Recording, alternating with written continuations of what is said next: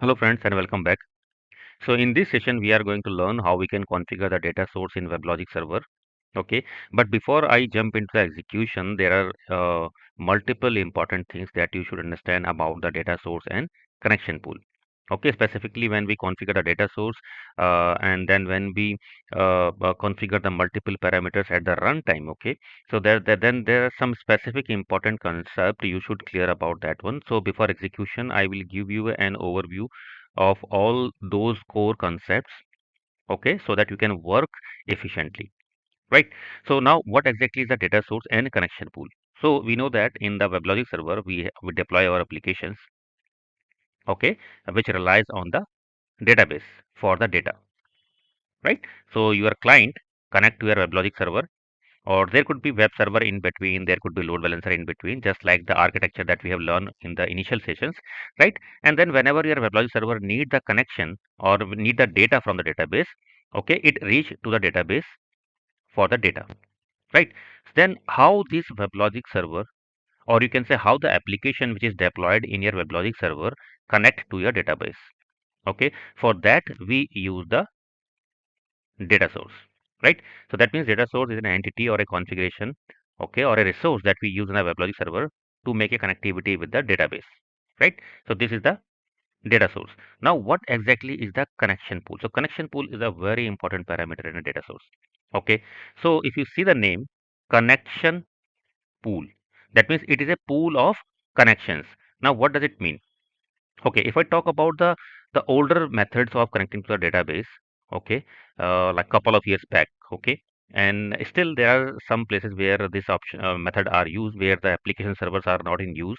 Okay, so to connect with the database, okay, by an application which is maybe not deployed in any of the application server, what will happen whenever an client connect to your application and your application need a connection from the database, okay, so there is a specific process for that one. When the code is designed by the developers, okay, they have to connect with the database and then they have to create the connection to the database and then they can fetch the data. So there is some process is there in the background to connect to the database and create the connection to fetch the data. Okay, and this is time consuming and specifically in the enterprise world where you have a heavy load in the application. Okay, so this is a time consuming.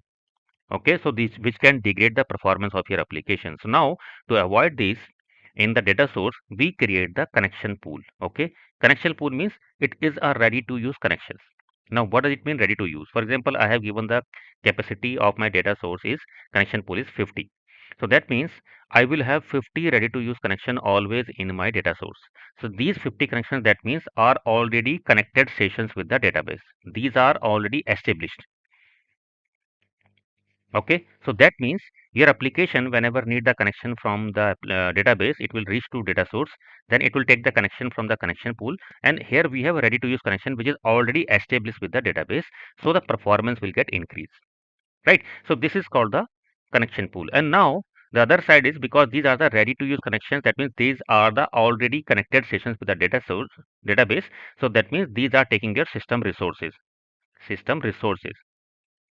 right? Because these are the connected sessions. So these are taking the resources of your empty server, middle tier, WebLogic server, and it is taking the resources of your database as well because the connections are established with the database. This is the other side of your connection pool. Okay, so this is the data source and connection pool, right? So when I say about the 50 is the capacity that I'm defining for my for data source. Okay, so we have few three important parameters in terms of defining the capacity, right? So as I said, this is the pool of ready to use connection, and these are taking the system resources, so it is very important to tune this properly, right? And according to your application requirement, if suppose that you have a requirement of 200 concurrent connection to your database by your application, if you are defining 100, then 100 requests will get in queue if the 200 requests coming at the same time, right? So to define the capacity, you have to do a proper performance tuning or performance load testing of your application to understand what is the total number of connection requirement for my data source. Okay, so now when we define this capacity, we have three parameters. The first is the initial capacity, then second is the minimum capacity, and third is the maximum capacity. Okay, From the documentations or from the performance tuning perspective, you will always see that define the minimum capacity and maximum capacity is same to increase the performance. Okay, now what does it mean? Let me explain you. Before that, let me tell you the capacity parameters.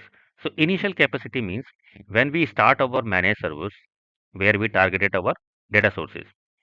Okay, so during startup of the managed servers, okay, it will create the initial number of connection whatever you have defined here. For example, I have given 10. Okay, so when your managed server is starting, okay, during startup phase, it will create the 10 connection with the database. So you may have some application which need the which immediately need the connection to the database when the application deployed during startup of your managed servers.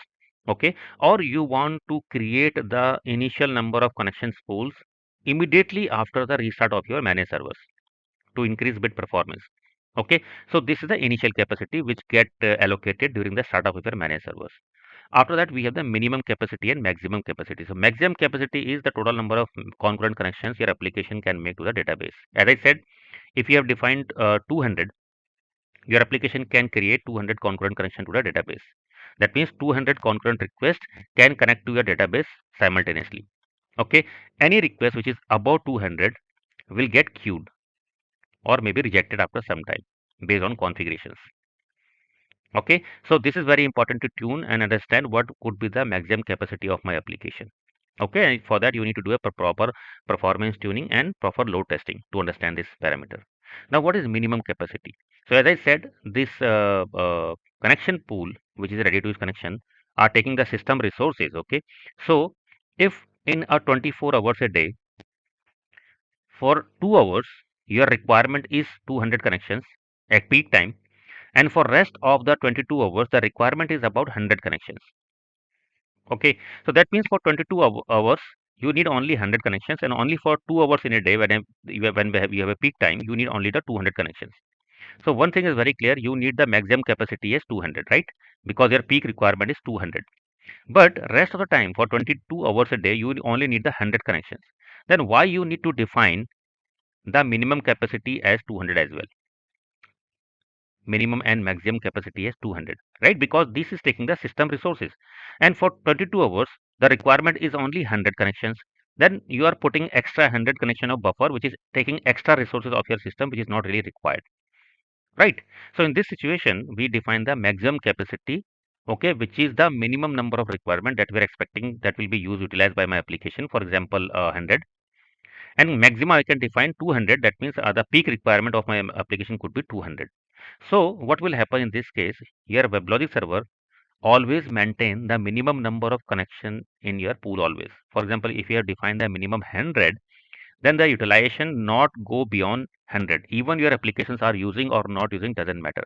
You have defined the minimum capacity as 100, so minimum 100 connection will always be there in the your connection pool, or you can say minimum 100 number of ready to use connection will always be there in your connection pool, irrespective of in use or not. Okay, if any time the load get increased, it can go up to the 200, okay, during the peak requirement.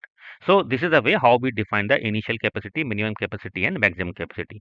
Now hope it is clear to you what is data source, what is connection pool, right? And then what is the difference between initial, minimum, and maximum capacity. Now we have few more parameters, okay, specifically in terms of the transactions, okay, because in our applications we may be handling the multiple transactions, okay, where that your application connecting to database and executing certain transactions. So we have a different kind of a transaction database drivers, okay. So for that let me give you a small overview of that. Okay, so for that you have to understand what is global transactions. Global transactions, then you need to understand the distributed transactions.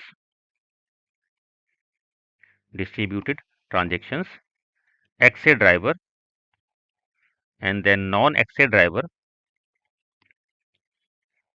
Okay, so these are the terms that will always come when you go for the configuration of data sources, specifically when you are using the rack, real application cluster, specifically in Oracle. That means multiple instance of the database in the backend, right? This is your WebLogic server, and then you have a multiple instances for the high availability of the database in backend. In Oracle, we have the rack cluster, real application cluster, right? And your WebLogic has to connect to the multiple instances in the backend. okay, or maybe your transactions has the multiple data sources that need to be connected. So for that you need to understand what is global transactions, distributed transactions, XA driver and non-XA drivers, right? So let me give the clarity on all these four terms.